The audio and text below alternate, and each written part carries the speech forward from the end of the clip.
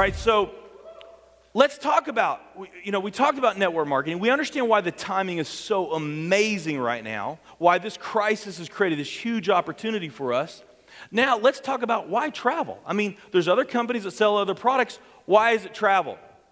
Well, what a lot of people mistakenly believe is they believe when it comes to creating some big success story in business, the best way to do it is to invent something brand new, something no one's ever heard of before, okay, like the cell phone or the fax machine, something that's new. And although there are definitely those examples of companies that invented something new and became hugely successful, it's very rare, okay? There's a book called Blueprint to a Billion that really talks about this, and what the author did is he studied companies that went public, and then once they went public, which companies grew to over $1 billion a year in annual sales, okay? And during that 3-year period, less than 5% did that. So less than 5% of the companies go public become that. So let's talk about what are the similarities. And the author says it's not inventing a new product, okay? What it really has allowed most of those companies to become huge is what they did is they entered a space and offered a product or a service in an industry that was already existing, that was already very large, okay? That was key, that it's a large industry, and what they would do is they would do something just a little bit different, and by doing something just a little bit different, they were able to carve a small piece of a big pie, and a small piece of a big pie would allow them to become a $1 billion success story.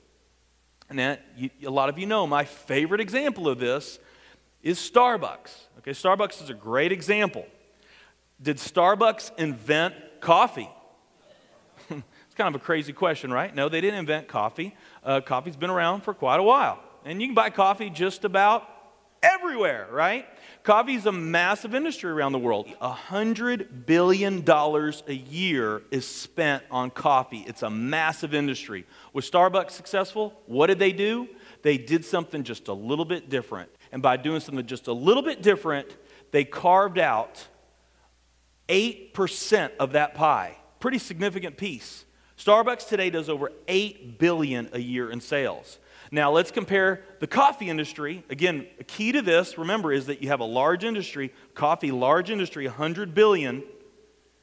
Then you've got travel, $8 trillion. $8 trillion.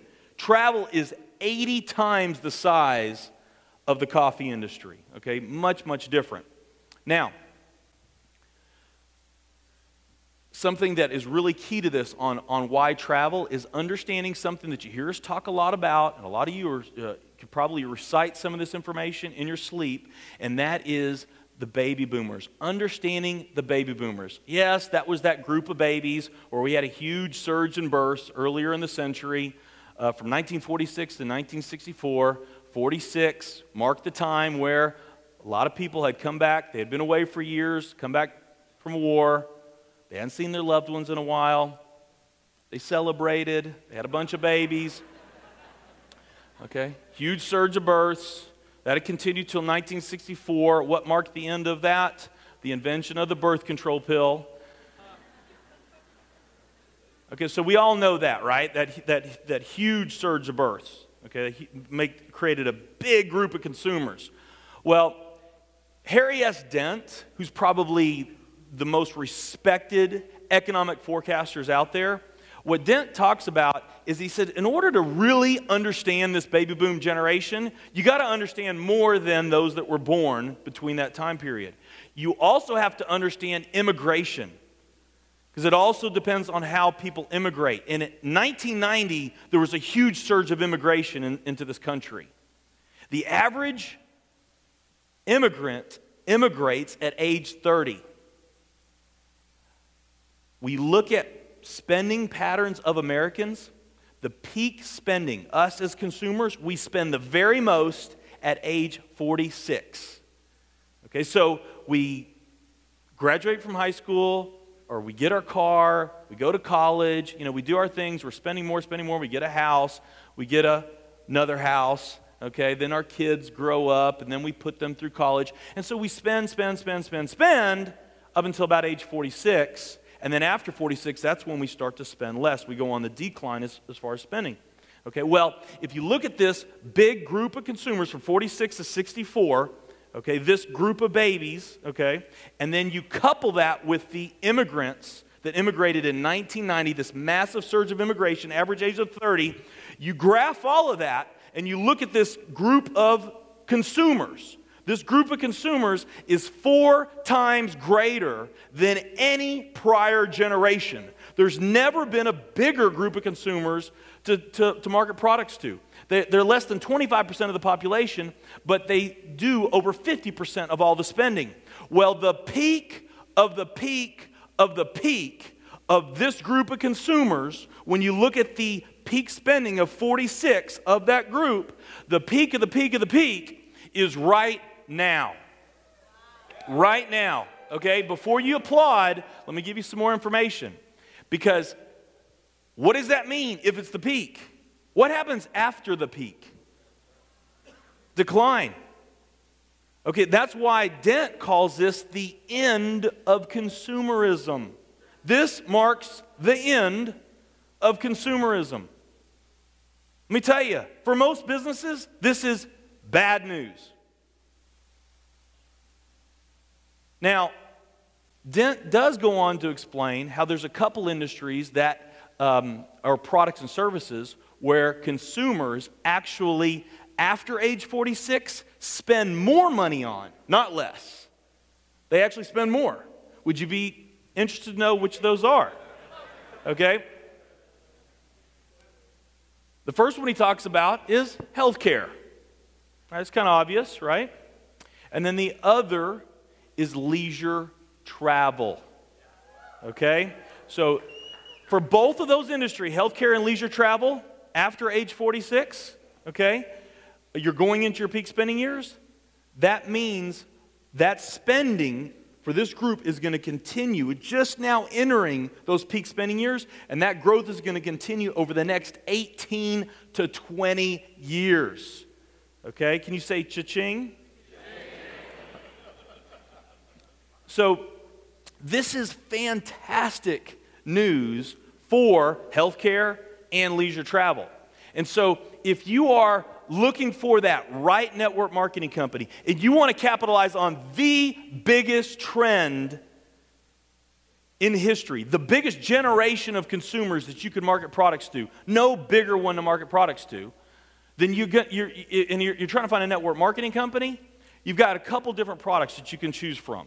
One, nutrition, because that falls right in well with healthcare, would you all agree? And the other is travel. Healthcare or travel. Okay, now, nutrition, the nutrition industry, talk about how big that pie is, it's much bigger than coffee. It's $228 billion. $228 billion is spent on nutrition. Travel, $8 trillion, okay? 226 to 8 trillion. Now, here's what's really exciting about this. About half of the network marketing companies are nutrition network marketing companies. So that's about 2,000 nutrition network marketing companies all around the world. They're all competing for that same $226 billion pie.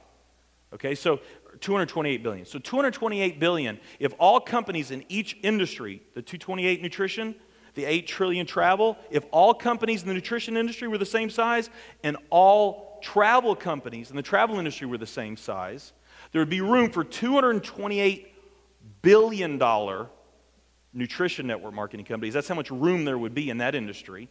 In travel, there's room for 8,000 billion-dollar companies. That's how much room there is in that pie, okay? Well, we already know in this nutrition pie, there's 2,000 companies all fighting for that pie. Travel, there's only a few other travel network marketing companies that we even know of. And here's the best news. Not in the future, but right now. World Ventures is the world's leader in travel network marketing right now.